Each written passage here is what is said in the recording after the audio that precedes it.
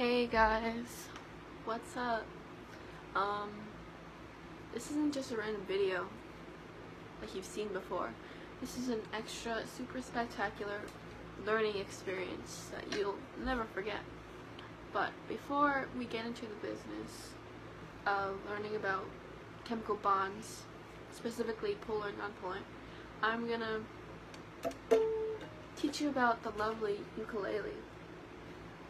So basically, this tiny instrument is not at all like a guitar, like most people think. It has 4 strings, meanwhile the guitar has 6, and it's tuned like this. I think it sounds beautiful, and I'll sing you a song if you promise to watch the whole video. So, here I go. It's called, this one's by Summer Soul. I forgot the name of it.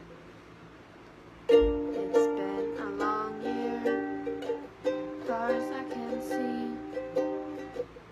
I can use a vacation, but I gotta take care of my family. Wrapping up another hard work day, gotta be back home. Shifting the bad gear and I cruise out to my favorite song, and still I don't know why.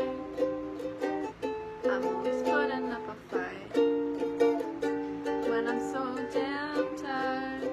I'm working overtime.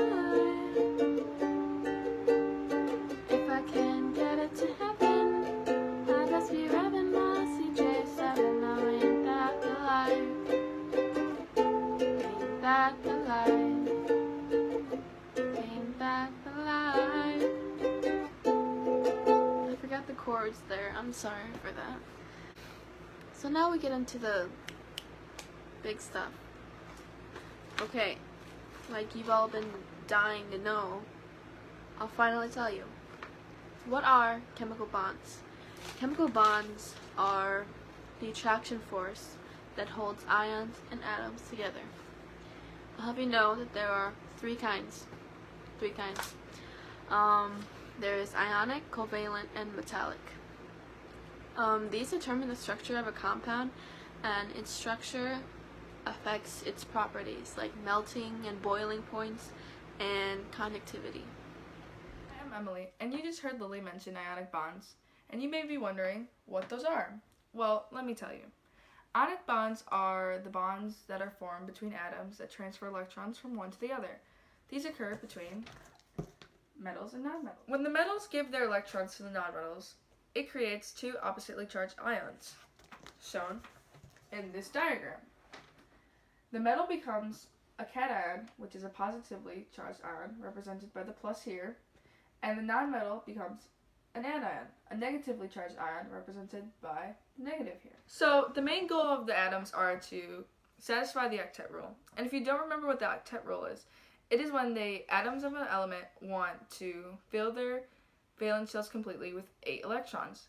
This will give it the same electron configuration of a noble gas. So take, for example, sodium, a metal, and chlorine, a nonmetal.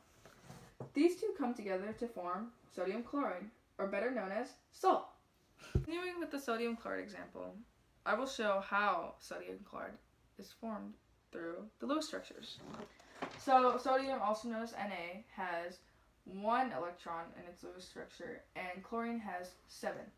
What happens is sodium gives its last electron to chlorine so that they can both satisfy the octet rule. Na loses the 1 and gets rid of that shell, while chlorine gains the 1 and completes its shell. Just to remember that the plus on Na does not mean it is gaining an electron, nor does the minus on chlorine mean it is losing an electron.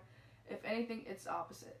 The plus just shows that Na has become a cation, and the minus on chlorine just means that it's become an anion. Another thing to know about ionic bonds is that its electronegativity difference is greater than 1.7. So what this means is that the higher the electronegativity, the more strongly the atoms will attract electrons. One thing to know about ionic bonds are their properties, which are They have higher enthalpies of fusion and vaporization than molecular compounds. They form crystals. They are hard. They are brittle. They have high melting and boiling points, and they only conduct electricity when dissolved in water. Once again, I'm Emily. That was ionic bonds, and now on to Guys, Yaileen. welcome back to my channel. With a collaboration with my other friends, today I'm going to be talking about covalent bonds. So you might be wondering, what is a covalent bond? So a covalent bond is, of course, a bond with two non-metallic elements by sharing electron pairs. So, as we can see in this periodic table, all the non-metallic elements are in blue. So any bond between any of the two blue ones are a covalent bond. So covalent bonds also include polyatomic ions. So one can combine sulfide with acetate and that will make a covalent bond. Or one can combine phosphate with hydroxide and that will make a covalent bond. So finally, covalent bonds also include diatomic bonds. So one can include nitrogen and chlorine and that would make a covalent bond. So a few more things you need to know about covalent bonds before I let you go is that their electronegativity difference is more than 1.7. They are stable non-ionization particles. They are not conductors at any state, and they have a very low melting point. So thank you guys so much for watching my segment. Till next time. Hello, and today I'm going to be telling you about polar covalent bonds.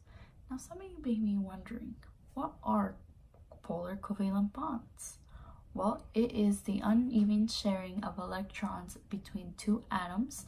So it all depends on, for example, of the electronegativity, because we aren't able to have, it has to be asymmetrical different elements in an atom, because otherwise it wouldn't be considered as polar.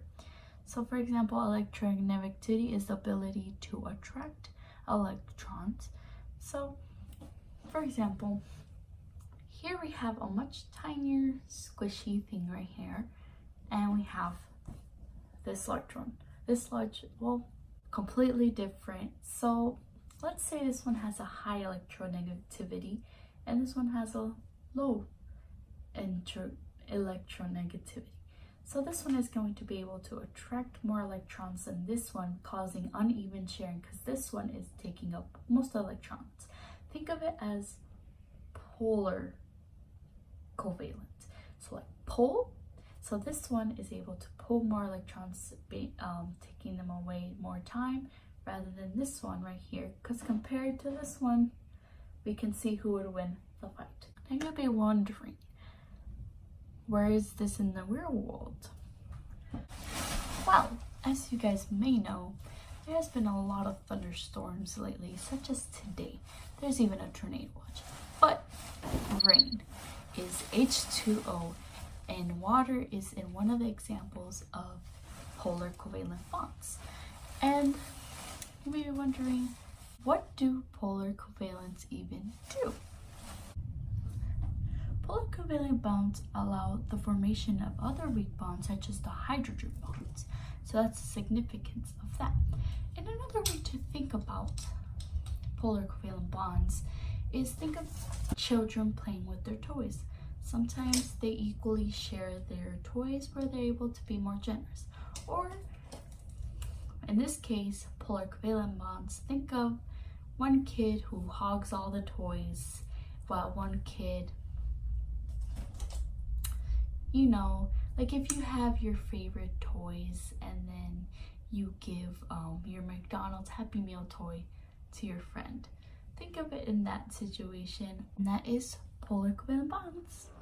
Hi, I'm Savina, and I'm going to be talking about non-polar covalent bonds.